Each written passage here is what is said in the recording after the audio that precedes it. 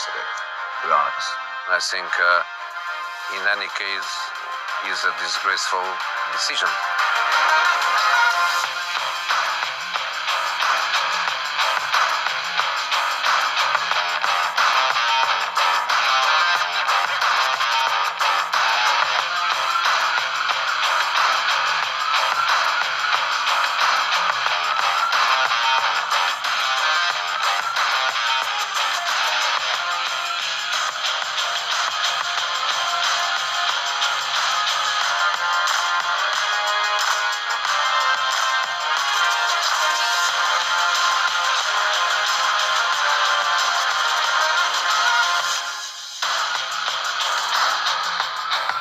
Yesterday was a great day for the football, not a bad day for the football.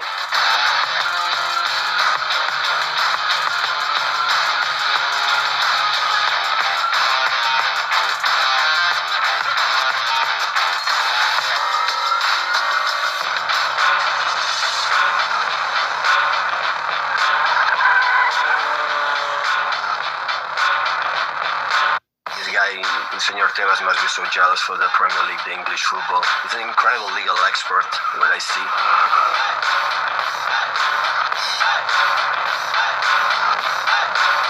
This is the inside story of how Manchester City nearly signed Lionel Messi.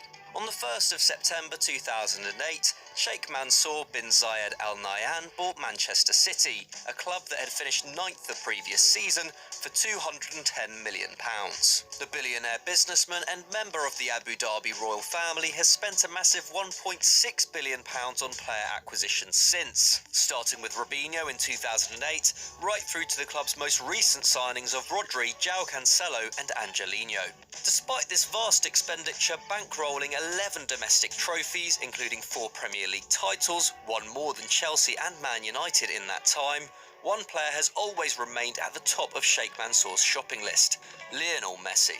This overwhelming desire to sign Messi has seen Mansour not only lure his most successful manager to the club in Pep Guardiola, the story of which we covered recently on this channel, but also alter Man City's entire sporting structure. And surprisingly, he came close to landing his man. Very close, in fact. Okay. All yours. Okay. This is, of course, a reaction to what has been the controversy of Eric Abidal and his comments, and people started sort of making connections, and 2 and 2 and equals 4, and you say, well, yeah, of course, because see, Messi's upset with Abidal, then clearly he now wants to leave, and if he's going to leave, where is he going to go? Well, he should go to a place where he is familiar with the coach. Who would that be? Pep Guardiola. Oh, yeah, great. All of these connections are so very easily made sitting essentially on the bar talking to your friends, but that's not how decisions are made in the real world. And so therefore, no, and no. Also no. Sorry. But what people didn't know is that Man City almost pulled off an even bigger coup, which would have arguably been the largest in football history. Paul Aldridge and Poirot Piampong-Sant were associates of Thaksin Shinawatra, the previous owner of Man City, who was still employed by the club in the early days of the new regime. In a transfer meeting at the time, Aldridge said to his colleague, "You've got to tell me what we're doing, it's getting out of control." According to Cook, Piampong-Sant, who was lying on a lounger getting a massage at the time, replied, Yes, very messy. It's getting very messy." Apparently at this point, something got lost in translation, and this was misheard as "we've got to get messy." According to Cook, City placed a world record £70 million bid, a huge amount for a 21-year-old with just 78 La Liga games under his belt. Cook got a call the next day from Dave Richards at the Premier League saying that Barcelona had rejected the deal, asking whether it was a joke, but did say that if it was real, they might have done a deal a few weeks earlier. But once the Abu Dhabi group really got their feet under the table, their efforts to lure arguably the greatest player of all time became more concerted. In 2011, there were stories everywhere saying that Messi was concerned about his standing at Barcelona, with the Blaugrana desperately trying to sign football's next big thing, Neymar. City officials met with Messi's father Jorge in Sao Paulo to establish whether a move was feasible. And although the proposed switch never came to fruition, the City hierarchy has always maintained a strong relationship with Jorge. As we covered in our previous video on how Man City landed Pep, which you should check out after this, everything the citizens did between 2012 and 2016, from building their £200 million training ground, hiring ex-Barcelona directors Chiqui Begiristain and Ferran Soriano, and finally hiring Pep Guardiola, was done with the idea that it might help land Messi. After making a special effort to show off their facilities when Argentina trained there prior to a friendly against Portugal in 2014, according to Jamie Jackson in The Guardian, there was genuine belief that a deal could be done after Pep's appointment in 2016. And once Guardiola was hired by City, according to Sam Lee, Messi even called the Catalan coach. He had decided to leave the camp now and had already spoken with Barcelona's then coach Luis Enrique. City's owners made sure that, despite long-held plans to bring in Stones, Sane and later Laporte, the money to sign Messi would be made available. Meanwhile, the diminutive forward was supposedly devastated by his club's lack of support over his tax evasion case, which saw him accused of defrauding the Spanish state of €4.2 million between 2007 and 2009.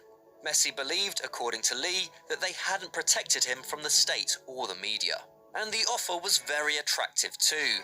Chairman Khaldoon Al-Mubarak revealed in 2018 that they offered to triple his salary, which according to The Guardian was €385,000 per week. A surprising stumbling block to the deal was Guardiola himself. During his time in charge of Bayern Munich and Man City since stepping down from Barcelona in 2012, he has only signed two Blaugrana players, Thiago and Claudio Bravo.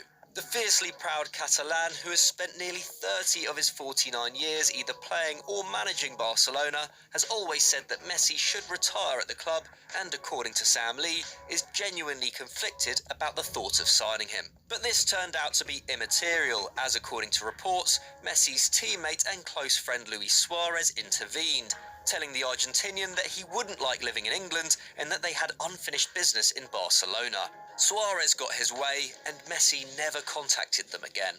In February 2020, AS reported that Man City still held a hope of signing Messi, with his current contract expiring in 2021. And what's more, senior sources close to The Athletic believed that a clause in his £57 million per year contract could have facilitated a summer transfer. This clause allows Messi to leave on a free transfer every summer as long as he communicates his desire to do so to the club before the end of May.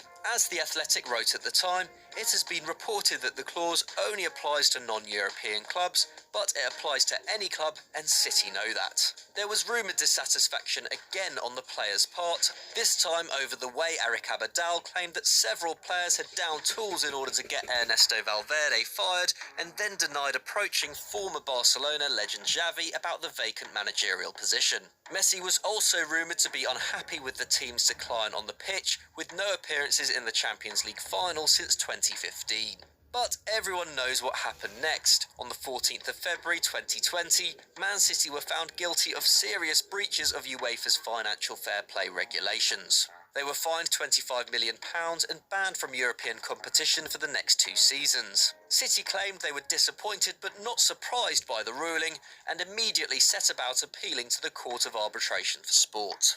It seems highly unlikely that the ban will be completely overturned, and it will therefore put an end to Man City's 12-year pursuit of Messi once and for all, simultaneously destroying every Premier League fan's dream of seeing the 32-year-old genius week in, week out on these shores. So that's it for this week's episode of Everything You Need to Know. Be sure to let us know what you thought of it in the comments section, along with any suggestions for future ideas you'd like to see us cover. If you enjoyed the video, why not click on screen right now, as I'm sure it's another doozy. And as always, don't forget to like and subscribe to Football Daily, and we'll see you next time. Sevilla won the Europa League again. Conte